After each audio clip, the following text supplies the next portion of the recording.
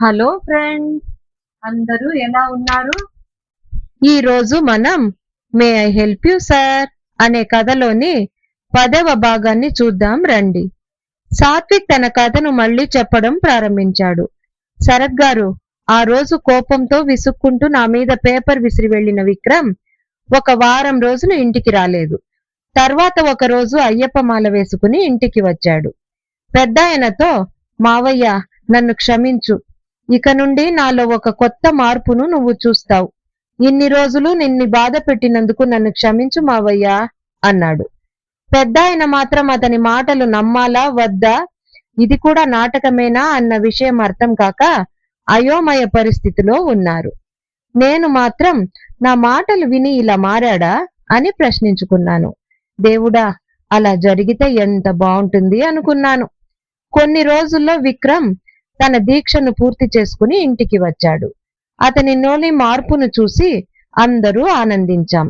ఇలాగే ఒక నెల రోజులు గడిచింది. మా నాన్నగారికి ఒంట్లో బాలేదని ఆయన్ను చూసుకోవడానికి మా అమ్మ వల్ల కుదరక నన్ను రమ్మన్నారు. నేను కూడా పెద్దాయనకు నాన్నగారి ఆరోగ్యం కుదుటపడ్డాక వస్తానని చెప్పి మా ఊరు వెళ్ళాను. చెల్లి మృదుల, అన్నయ్య, ఎలాగో వచ్చావు. అమ్మకు నువ్వుంటే ఎంతో ధైర్యంగా ఉంటుంది. ఇంటి దగ్గర నేను ఒంటరిగా ఉంటానని ఎంతో భయపడేది. అమ్మ అన్ని పనులు తనే చేసుకోలేక చాలా ఇబ్బంది పడింది అన్నయ్య అంది. నేను హాస్పిటల్లో ఉండి నాన్నను చూసుకున్నాను. మా నాన్నకు అన్ని టెస్టులు చేసిన డాక్టర్స్ అర్జెంటుగా హార్ట్ ఆపరేషన్ చేయాలని, చేయకపోతే ప్రాణానికి ప్రమాదం అన్నారు. 3 నుండి 4 లక్షల దాకా ఖర్చు కావచ్చన్నారు. మాకు ఏం చెయ్యాలో తోచలేదు. అమ్మ తన సొమ్ములు కుదువ పెడితే వచ్చిన డబ్బులు, పెద్దాయన నాకు ఇచ్చిన జీతం అన్నీ కలిపినా ఇంకా 1 లక్ష కావలసి వచ్చింది. దిక్కుతోచని పరిస్థితిలో అమ్మ, నేను, చెల్లి ఉన్నాం. అప్పుడే సార్ దేవుడిలా మీరు మమ్మల్ని ఆదుకున్నారు.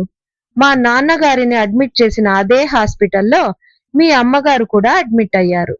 మా అమ్మ కూడా మీ అమ్మగారిని అప్పుడప్పుడు పలుకరిస్తూ ఆమెకు కావలసిన వేడి నీళ్లు, గంజి ఇంటి నుండి తీసుకొచ్చి ఇచ్చేది. మా అమ్మలాగే మీ అమ్మగారు కూడా చాలా శాంత స్వభావురాలు. నాకు కూడా ఆమెను చూసి చాలా బాధ కలిగింది. దేవుడు మంచి వాళ్ళనే ఎందుకు ఇలా బాధ పెడతాడని. మీరు మీ అమ్మగారిని కంటికి రెప్పలా చూసుకునేవారు. నాకు కూడా మా అమ్మంటే ప్రాణం. తల్లి కొడుకుల ప్రేమానురాగాలు చూస్తుంటే నాకు మీపై ఏదో తెలియని అభిమానం, గౌరవం ఏర్పడింది. ఒకరోజు మీరు మీ అమ్మగారు మా నాన్న పరిస్థితి వివరించి ఎలాగైనా మాకు సహాయపడాలని చెప్పారు. అందుకు మీరు, అలాగే అమ్మా, నేనే విధంగానైనా మేనేజ్ చేస్తానన్నారు. పెద్దాయన కూడా ఫోన్ చేసి నాన్నగారి ఆరోగ్య పరిస్థితిని అడిగి తెలుసుకునేవారు. సాత్విక్, డబ్బులేమైనా అవసరమైతే చెప్పు బాబు, మొహమాట పడుకు అనేవారు. కానీ ఆయన్ని డబ్బులు అడగడానికి ఎందుకో నా మనస్సు అంగీకరించలేదు. మరుసటి రోజు మీరు నన్ను పిలిచి, సాత్విక్, నాకు తెలిసిన ట్రస్ట్ ఒకటి ఉంది, నిన్ను అక్కడికి తీసుకెళ్తాను. నీ పరిస్థితిని వాళ్లకు చెప్పు, వాళ్ళు నీకు సాయపడగలరు. ఆ డబ్బును నువ్వు తిరిగి చెల్లించనవసరం లేదు అన్నారు. ఆ రోజు మీరు నాకు దేవుడిలా కనిపించారు సార్. బంధువులు కూడా పట్టించుకొని ఆ పరిస్థితుల్లో మీరు చేసిన సాయం నా ఊపిరి ఉన్నంతకాలం మరువలేను సార్ అని కన్నీళ్లతో మీ చేతులు పట్టుకున్నాను. ట్రస్ట్ వాళ్ళు నా పనులు వివరాలు అన్నీ రాసుకుని 1 లక్ష రూపాయల చెక్ నా చేతికిచ్చారు. వారితో నేను, సార్, ఈ డబ్బులు ఊరికే తీసుకోలేను. నెల నెలా నా జీతంలో సగభాగాన్ని ట్రస్ట్కి జమ చేస్తాను. నాలాంటి వాళ్ళు ఇంకెవరికైనా ఆ డబ్బులు ఉపయోగపడాలి అని అన్నాను. అందుకు మీరు, సాత్విక్, నీలాంటి ఆలోచన అందరికీ ఉంటే ఇలాంటి ట్రస్టులు ఇంకా ఎంతో మంది కష్టాల్లో ఉన్న వాళ్లకు అండగా నిలబడును అన్నారు. ఇద్దరం కలిసి హాస్పిటల్కు చేరుకున్నాం. నాన్నగారి ఆపరేషన్ పూర్తయింది. అందరూ వాళ్ళ ఇళ్లకు వెళ్లిపోయాం.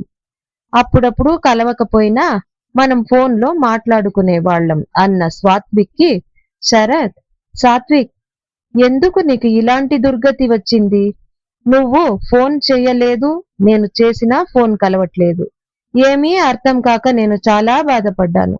కానీ నిన్ను ఇలాంటి స్థితిలో చూస్తాననుకోలేదు అన్న శరత్కు సాత్విక్ ఏం సమాధానమిచ్చాడో 11వ భాగంలో చూద్దాం రండి. ఈ ఎపిసోడ్ మీకు నచ్చినట్లయితే లైక్ చేసి షేర్ చేసి